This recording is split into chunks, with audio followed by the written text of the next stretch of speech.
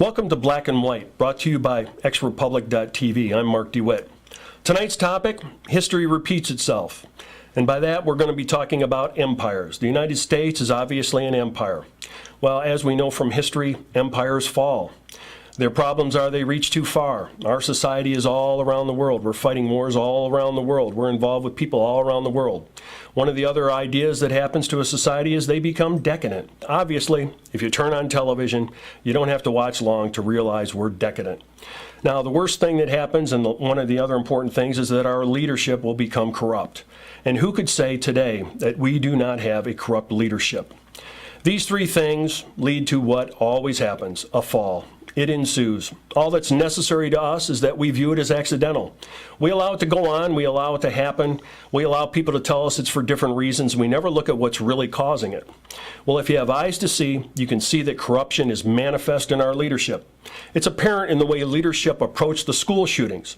As tragic as they are, who in their right mind could go in and shoot children in a school? Obviously, the person wasn't in a right mind, but the political answer is to ban our guns. The administration, the media, celebrities, sports figures have stated in unison that it's the gun culture. That's the problem. You get rid of those guns and suddenly these things won't happen. Well, you know, the right to self-defense is really the issue here. If we didn't have guns, we'd all be safe according to our government and all the pundits. But let me tell you, Connecticut has some of the strictest gun laws in the nation. In fact, the school in question had programs instituted and even lockdown procedures in order to keep those children safe. But those procedures didn't work. You know, that answers, from our trainers to take our guns is just about more tax dollars. Their programs didn't work because we are the problem. Only a sick person could have done this. Now, the idea that guns make you violent is obviously ridiculous. And as we go on, we're going to see the highest murder rates are in places where guns are the most difficult to obtain. In Chicago, in New York, guns are very difficult to have, but Chicago is the murder capital of the world. You know, the other common denominator in all these shootings that have gone, including the most recent one, is the people that are involved have a mental illness.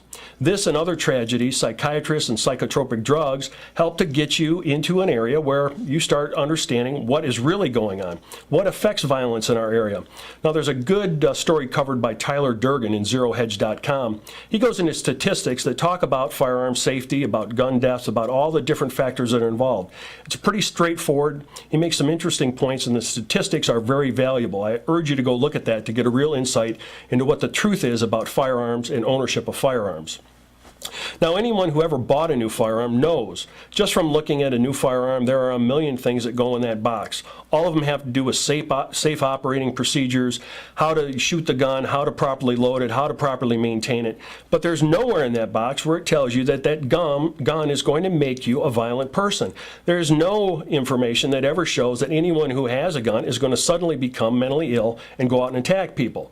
If it was something that happened, it would probably be in the box with all the other warnings.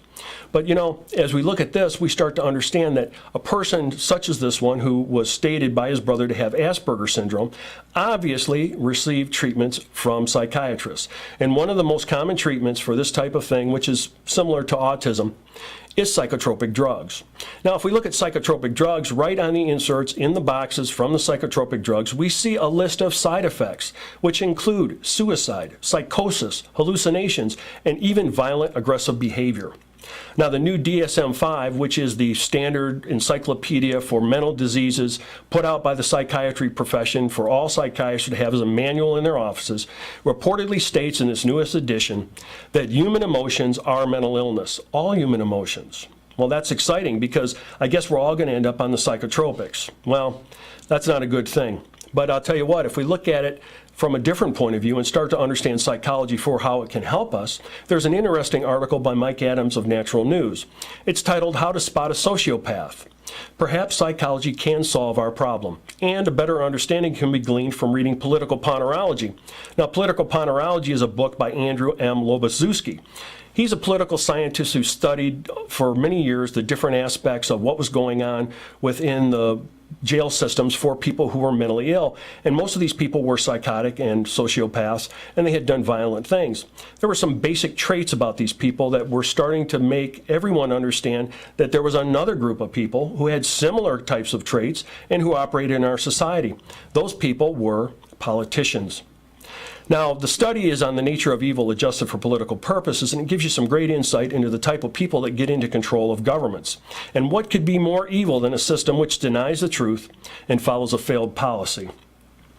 Well, if all these things are true, how do you get a just government? Not a perfect government. If we could have had a perfect government, we'd already have one. In fact, the United States came close, but we did have one flaw. And after 200 years, we can clearly see the flaw. It's the people we elect. Our leadership are liars, they're decadent, and they're corrupt. And guess what? We're going to fall. Fortunately for us, psychology once again may offer the cure. A simple test can identify sociopaths and psychopaths, who would obviously be disqualified from working in government. Certainly a simple answer to a complex question, but let me ask you, how's your leadership doing? I'm Mark DeWitt for Black and White and XRepublic.tv. Thank you for your consideration.